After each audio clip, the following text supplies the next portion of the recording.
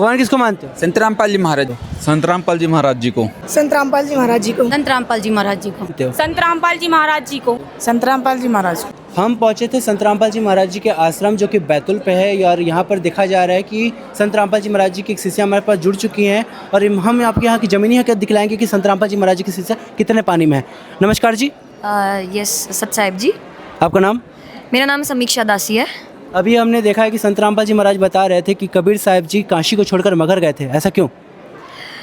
कबीर साहब जी जिस तरीके से आप पूछ रहे हैं, अपने अंतिम समय में काशी के बजाय मगहर में उन्होंने अपना देह त्यागने का निर्णय लिया।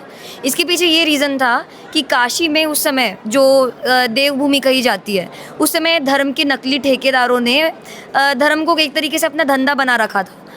उन्होंने ऐसी भयानक एक नकली मान्यता फैला रखी थी कि जो व्यक्ति काशी में अपना शरीर त्यागता है वो स्वर्ग को प्राप्त होता है और जो मगहर मरता है वो नरक में जाता है। तो नरक में जाने के इस भय के कारण जितने भी गांव वाले आसपास के लोग थे, पूरे देश से लोग काशी में आने लगे अपना शरीर त्यागने के लिए। और जब इतने सारे लोग आने लगे, पंडितों ने जो उनसे स्वर्ग जाने की एक तरीके से कहते हैं कि फ़ीस वसूलने लगे उनको अपने घर पे रखने की, उनके सेवा करने की। अब आप और मैं ही समझते हैं कि घर में अगर एक बुज़ुर्ग हो जाए तो उनकी सेवा करना कितना कठिन होता है। पर इन पंडितों ने जब इतने सारे ढेरों में जब एक हम कह सकते हैं एक जनसैलाब आ गया था वृद्धों का, इनकी सेवा करना इतना कठिन हो गया था। तब इन पंडितों ने के मन में इतनी गंदी लालच आई कि उन्होंने अधर्म की सारी सीमाएं लांघ दी। इन पंडितों ने एक काशी करोत नाम का षड्यंत्र रचा। काशी करोत क्या होता है? उन्होंने कहा कि गंगा के किनारे एक करोत आता है।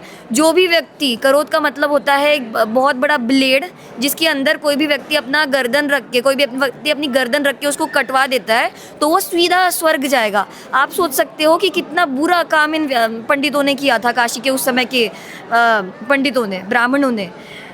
कबीर साहब जी ने सदा से ही जो भी धर्म से रिलेटेड पाखंड है उनका डंके की चोट पे विरोध किया है। तो कबीर साहब जी का ये मानना था कि भक्ति करने वाला व्यक्ति चाहे मगहर मरो चाहे काशी मरो, वो अपने पुण्यों के प्रताप से ही अपने इष्ट देव को प्राप्त होगा।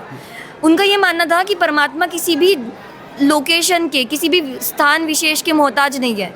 भक्ति करने वाला अच्छे कर्म करे, भक्ति करे, उसका मोक्ष होना है अगर वो परमात्मा के द्वारा दी गई सद्भक्ति करता है। तो इस मिथक को दूर करने के लिए कबीर साहिब जी ने ये कहा, ब्राह्मणों को खुली चुनौती दी कि मैं मेरा शरीर का त्याग काशी में नहीं बल्कि नरक के द्वार कहे जाने वाले मगहर में करूँगा। तो कबीर साहब जी ने अपने शरीर का त्याग करने का डिसीजन लिया। वो मगहर गए। उनके दो राजा जो शिष्य थे, राजा बिजली खां पठान और बीरदेव सिंह, तो उस समय हिंदू मुस्लिम का भी काफ़ी विरोध चलता था। तो उन दोनों के मन में एक द्वेष था, एक अंतर्द्वंद्व था कि कबीर साहब जी जब अपना शरीर त्यागेंगे, हिंदू राजा सोचता था कि हम हिंदू तरीके से उस कबीर साहब जी के शव का अंतिम संस्कार करेंगे।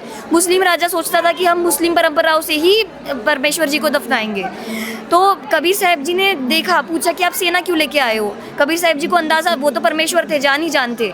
पर उस टाइम पे जब राजा के सेनापति ने बात बोली कि हम अपने अपने तरीक़ों से आपका रीति रिवाज करना चाहते थे, परमेश्वर काफ़ी डिसअपॉइंट हुए। उन्होंने बोला कि आपके बीच में ये युद्ध की स्थिति कैसे होने लगी?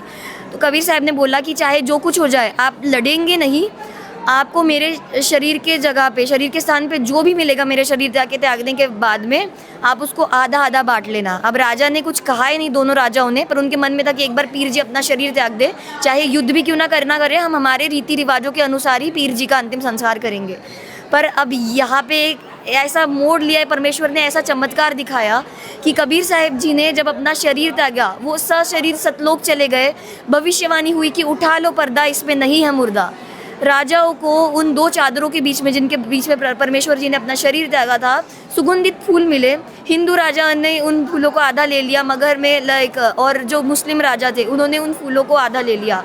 आज वहीं पर मगहर में संत रामपाल जी महाराज जी ने हमें सत्संगों में बताया है कि जो एक हिंदुओं ने अपने एक समाधि निर्माण की है और मुसलमानों ने एक मजार निर्माण की है। ये इस बात का प्रमाण है कि कबीर साहब जी ने सशरीर सतलोक त्यागा था और उस क्षेत्र में आज तक धर्म के नाम पर कोई भी हिंदू मुसलमान का दंगा नहीं देखने को मिलता है। तो ये परमेश्वर की सामर्थ्यता का प्रमाण है।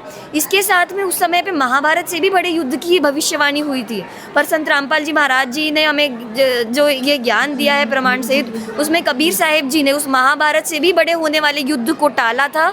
और इस प्रकार परमेश्वर जी ने अपने परमेश्वर होने का एक अमिट प्रमाण हम सबके सामने आज छोड़ा है। हम आपसे एक सवाल और भी पूछना चाहेंगे कि आज हिंदी की किताबों में कहीं से भी कहा जाता है कि हजारी प्रसाद द्विवेदी या शिवनाथ शास्त्री जी जो कहते हैं कि कबीर को विधवा ब्राह्मण ने जन्म दिया, लेकिन संत रामपाल जी महाराज जी, गरीबदास जी महाराज जी के अमर ग्रंथ साहिब के हवाले से कहते हैं कि कबीर सुप्रीम गॉड, ऐसा क्यों? जी, कबीर साहब जी को अगर विधवा ब्राह्मणी ने जन्म दिया है तो कहीं कोई जिक्र क्यों नहीं है कि क्या था उस विधवा ब्राह्मणी का नाम।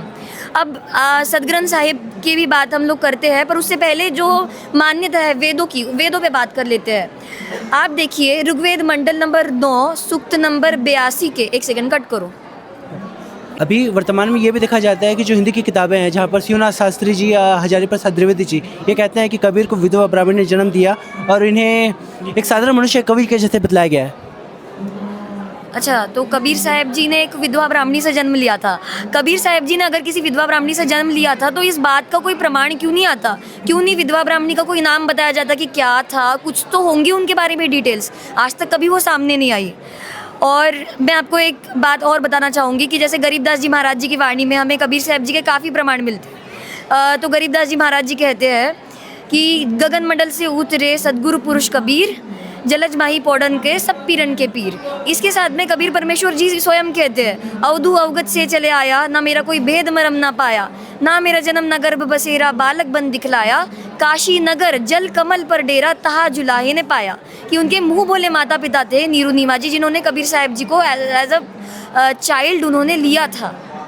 जी, हम आपसे ये भी पूछना चाहेंगे कि आप संत रामपाल जी महाराज जी को क्या मानते हैं? संत रामपाल जी महाराज जी को मैं भगवान मानती हूँ। बहुत बहुत धन्यवाद जी।